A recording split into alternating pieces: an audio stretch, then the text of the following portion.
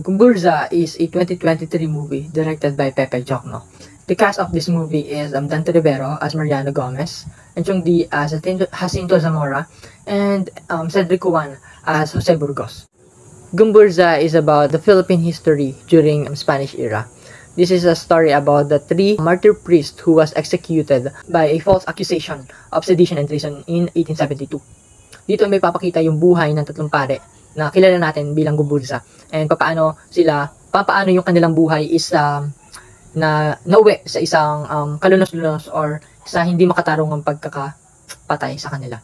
I would rate this movie 9 kasi napakaganda ng storya, and also it is part of the Philippine history. Pati yung mga gumanap is talagang mga bigatin or magagaling talagang pagdating sa larangan ng acting. Kaya mas nabigyan nila ng buhay or na-portray nila ng maganda yung mga cast na kabilang dito.